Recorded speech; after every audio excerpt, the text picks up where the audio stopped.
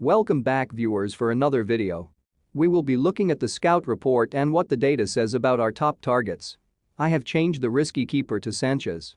Brighton have been one of the most impressive teams so far, the stats back that up as well.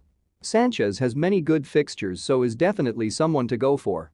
I have added Koulibaly, not just for his wonderful goal at the weekend, but he seems to be the new Rudiger.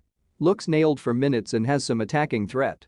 Also, Chelsea defense starting to get stronger with more definitive reinforcements on the horizon. Quite a change to the risky set. Dunk could be a nice double-up option with Sanchez, as they have the third best defensive numbers for expected goals. Dunk has also looked dangerous on set pieces. Now Romero and Walker-Peters are particularly ones I've noticed for how high their attacking positions are.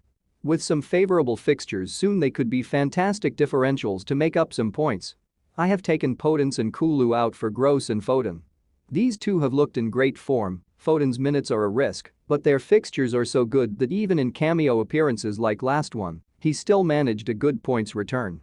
Gross must be the shock of the season so far. He has been in the league for a while, but seems to be playing a De Bruyne role. In this new Brighton system, that looks similar to City's one. I swapped out Grealish for Gunda as he seems more nailed for minutes at the moment, with Silva still rumored to be joining Barcelona. Many FPL managers will remember the season he hauled a lot of points when he was given regular minutes. I decided not to change the safe options, even though the Fulham striker missed that pen. In the Fulham fixtures there are a couple good ones, and I always find it's better to go for forwards when they're finding the net rather than not. I had to take Nunez out, such a shame to all the owners that backed him. They were looking like master stroke moves as he was their most dangerous threat according to the stats. I put in Keith Moore at 5.5 million.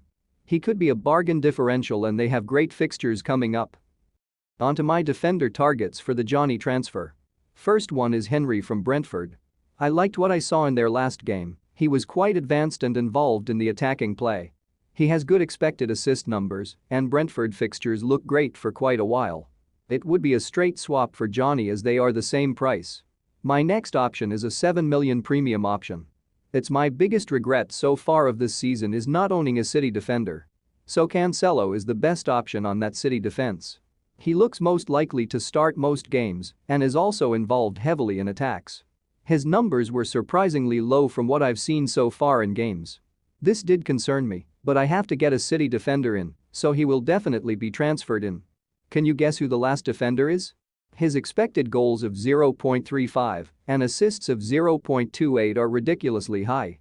Also, another clue that will help is that he is only 4 million on FPL.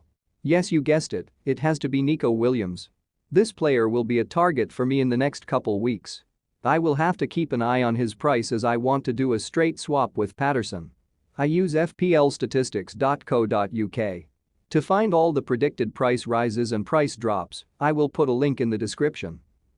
For the midfield option, I will bring up both my targets I am most likely to make for Bowen so that I can afford Cancelo. Rodrigo and Gross both have excellent numbers, it's very hard to split these. Even the fixtures are great for both. For me it came down to, is Gross likely to go back into the wing-back role, or Brighton find a better option in the transfer market?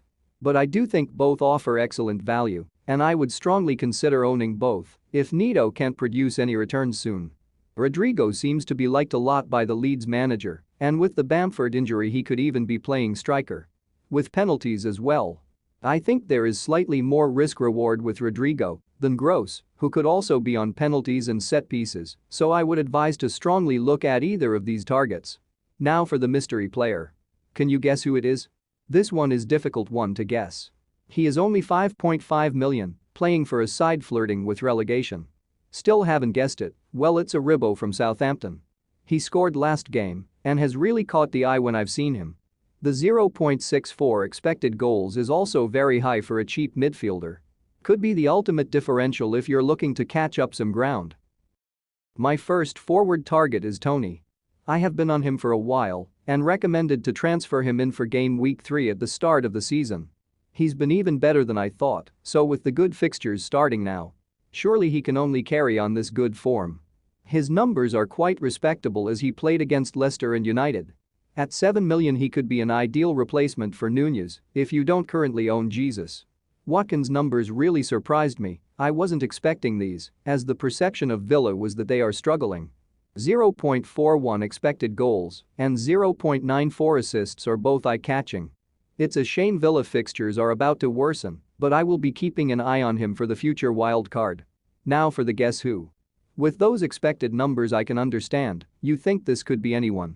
The team expected goals is a big clue. Well, playing for the mighty Bournemouth, it's Keith Moore. I know you're confused as to why he is on the target list. Will Bournemouth have a sneaky good run? And at 5.5 million he offers a playing alternative to the 4.5 million that sit around doing nothing. He's already scored and looks good for minutes, so you could do a lot worse at that price range. For my team reveal. Yes, I made the double transfer for Cancelo and Rodrigo. However, Rodrigo only makes the bench this week. There is a small possibility I start him, but Chelsea would need more injuries than expected from the press conference. I will be taking a keen eye on the Friday press conferences. As you can see, Pereira has a yellow flag. This means he is somewhat of a doubt for the game. Unless the Fulham manager says he is fully fit, I think I will bench him and play Neto instead. Neto could be an interesting option, as he might be more suited to the counter-attacking style Wolves will play against Spurs. Also, if I end up playing Rodrigo, then I more than likely play Ward in goal. I don't think that's a bad fixture to target, but Leicester's defense looks super leaky at the moment, so it's hard to trust them over a strong Chelsea defense. The rest of the team looks really strong, and I think they mostly do well.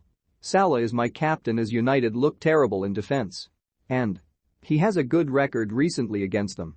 I put the vice-captain on Haaland, just in case that Liverpool game gets postponed due to the United protests.